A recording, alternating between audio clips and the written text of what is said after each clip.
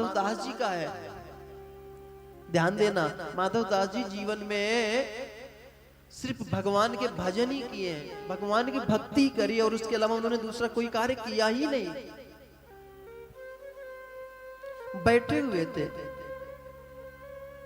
ध्यान देना, हमारा प्रारब्ध कब उदय हो जाए, कब कितने समय क्या हो जाए, और इसी जन्म में हमारे कर्मों का लेखा जोखा होता है।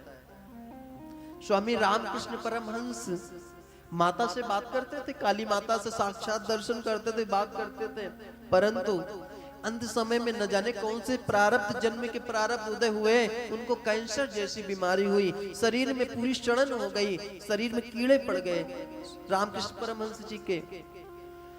और किसी ने कहा कि स्वामी जी आपको तो माँ के दर्शन होते हैं, माँ से आपकी बात होती है, तो माँ से बोलो ना कि आपका ये प्रॉब्लम सॉल्व कर दे, आपकी ये बीमारी खत्म कर दे। स्वामी जी पता क्या कहते थे? कहते थे अरे तुम मूर्ख हो, इस नश्वर शरीर के लिए क्या माँ को कष्ट देना, आज नहीं तो कल ये कीड़े ही खाएंगे, तो जैसे कल खाना वैसे आज ही खा ले। उस व्यक्ति ने कहा स्वामी जी पता नहीं आप कैसी बातें करते। बोले देख, इस शरीर की तीन ही गतियां है ना, आत्मा निकलने के बाद मेरी माँ जब अंदर से निकलेगी ना, इस शरीर की तीन ही गतियां होनी है, ये जलाया जाएगा तो राख बनेगा शरीर, और यदि नदी में प्रवाहित किएगा करना जाएगा तो चील कौवे खाएंगे, यदि नीचे गाड़ा जाएगा तब भी तो कीड़े ऐसे ही पड़ेंगे ना। शरीर की तीन ही गतियां, चौथी गति तो कोई है ही नहीं ना। कितना भी महाराज हम सब कुछ सज ले संवार ले, खुद को कितना भी अच्छा कर ले, अगर भगवान का भजन न किया, किसी संत ने कहा है भांति भांति भोग मिले, अंगहु आरोग मिले, अनेक प्रकार के सुख सुविधाएं हो जाएं, आपके यहाँ खाने पीने की समस्त प्रकार की सुविधाएं हो जाएं, एक पानी लोटा, एक लोटा जल देने के लिए आपके पास हजारों नौकर हो, अपनी जीवन की सार्थकता यही मत समझ लेना। भांति भांति भोग मिले, अंगहु आरोग मिले, सुख के संजोग मिले, संयम की बाटी में धन और धाम मिले, श्रेयस और मान मिले, यदि राम ना मिले तो सब काम मिले माटी में। यदि भगवान ना मिले आपको तो सब कुछ बेकार है। रामकृष्ण परमहंस जी यही कह रहे हैं कि शरीर की तीन ही गतियां होनी है, जला दोगे तो राख होगा, गाड़ दोगे तो कीड़े खाएंगे, और जैसे कीड़े उनके घाव से पैर में घाव हो गया था, कीड़े पड़ गए थे, कीड़े नीचे गिर जाएं तो स्वामी जी उन कीड़ों को उठा के फिर उसी घाव में रख देते थे। बोले बाहर जाएगा तो मर जाएगा, यहाँ रहे खाओ सुरक्षित रहेगा। ऐसे दयालु, कहने का तात्पर्य है ऐसे तपस्वी संत,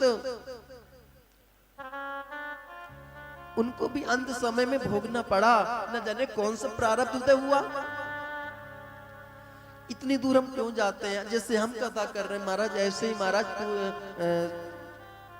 श्री डोंगरे जी महाराज, आप सबने कथा कुछ लोग यहाँ पे सुनी भी होगी उनकी, लास्ट समय में कहते उनको भी कैंसर हो गया था, बोलने में दिक्कत होने लगी थी। तो कहने का मतलब है, सिर्फ मेरा यही मतलब कहने का है, निवेदन करना चाहूंगा कि हमारा प्रारब्ध जो है ना कभी हमसे छोड़ता नहीं है। जिस प्रकार हजारों बछड़ों की भीड़ में एक गाय अपने बछड़े को पहचान लेती है, वैसे ही कर्म अपने कर्ता को हजारों लाखों करोड़ों की भीड़ में पहचान लेता है, और समय आने पर उसको उसका उपभोग भी करना होता है। माधव दास जी भजन करते थे, जगन्नाथ जी की पूजा करते थे, स्मरण करते थे, आठों याम की सेवा करते थे। आठों याम की सेवा पता है जो करते होंगे, युगल उपासक होंगे, वल्लभ संप्रदाय से जो उपयुक्त होंगे, आठों याम की सेवा उनको पता होगा कितना कितना कठिन है। 8 बार स्नान करना, अपरस में रहना, जितने बार लघु शंका जाना उतने बार स्नान करना, ऐसी कड़ी माधव दास जी महाराज सेवा करते थे आठों याम की। परंतु ना जाने कौन से जन्मों के उनके प्रारब्ध उदय हुए और उनको ज्वर आ गया, बहुत तेज का बुखार आ गया। और महाराज ऐसा बुखार आया कि वो जो 8 याम की सेवा करते थे, जो 8 बार नहाते थे, आज वो एक बार भी स्नान नहीं कर पा रहे हैं, बिस्तर से भी नहीं उठ पा रहे हैं और बिस्तर पे पड़े पड़े एकदम मूर्छित अवस्था में हो गए। परंतु उनको बस ये याद है कि हे भगवान, कम से कम इतनी सामर्थ्य तो दे दे कि मैं उठ के मलमूत्र त्याग कर दूं और स्नान करके कम से कम एक अय्याम की सेवा आपकी कर लूं, इतनी तो सामर्थ्य दे दे। परंतु आंखों के सामने अंधेरा छाने लगा, शरीर मूर्छित होने लगा और माधवदास जी पड़े पड़े आसन पे अपने मलमूत्र वही आसन पे त्याग दिया और रोने लगे।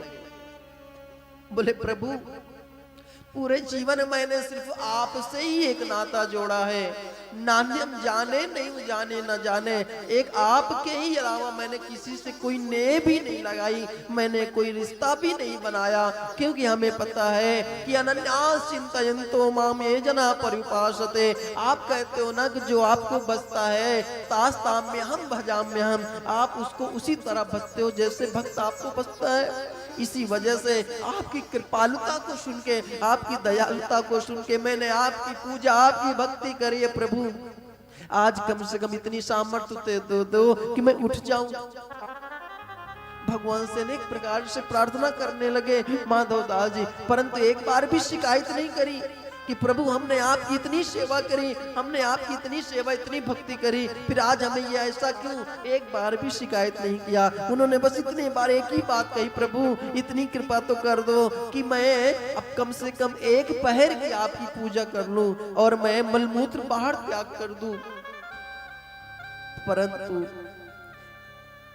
भगवान को दया आ गई जब ऐसी करुण पुकार सुनी कि आपके अलावा मैंने कोई किसी से रिश्ता भी नहीं बनाया और एक आपसे ही रिश्ता बनाया। प्रभु, आप भी अगर ऐसे साथ नहीं दोगे तो मैं कहां जाऊंगा? भगवान एक ब्रह्मचारी के रूप में, एक 12 वर्ष के बालक के रूप में आए और माधवदास जी के सामने खड़े हो गए। बोले बाबा, माधवदास जी ने जैसे ही एक मध्यम स्वर की आवाज सुनी, बाबा, माधवदास जी ने आंखें खोला, परंतु उनको आंखों से ओझल धुंधला धुंधला दिखाई पड़ रहा था, उन्हें कुछ भी दिखाई नहीं पड़ रहा था। उन्होंने पूछा, आप कौन हो? उस बालक ने कहा, बाबा मैं आपके वो दूर के वो गुरु भाई है ना, मैं उनका शिष्य हूँ, उन्होंने आपके पास मुझे भेजा है आपकी सेवा के लिए। माधवदास जी बोले, बेटा मुझे जल पिला दो, मुझे बड़ी तेजी से प्यास आ रही है। और जैसे ही भगवान ने माधवदास जी को जल पिलाया तो भगवान के कर्ज के जल जब माधवदास जी के अंदर गया तो उनका रोम रोम रोमांचित हो गया और आंखों की जो ज्योति थी वो प्रखर हो गई। अब वो साफ देख सकते थे ये 12 वर्ष का बालक, उसको देखे और देख के रोने लगे। माधवदास जी ने कहा, प्रभु ये कैसी विडंबना है, ये कैसी परीक्षा है, मैं इस बालक से भला अपना मलमूत्र कैसे साफ करवा सकता हूँ? भगवान भक्त के मन की बात जानते हैं, समझ गए कि ऐसा सोच रहे माधवदास जी। भगवान ने कहा, बाबा आ जाओ, मैं आपको स्नान करा देता हूँ। माधवदास जी रोने लगे। माधवदास जी को पकड़ा हाथ और आज भगवान उनकी लंगोटी साफ कर रहे हैं, उनका मलमूत्र भगवान खुद साफ कर रहे हैं। अनन्यास चिंतयन्तो माम ये जना परिपासते, जो भगवान ने इस बात को लिखा है ना, इसको सच भी करके दिखाया माधवदास जी के साथ। योगक्षेमम वहाम्यहम, और उन्होंने उनका मलमूत्र साफ किया, आसन बिछाया और आसन बिछाने के बाद उनको वहां पर पधराया।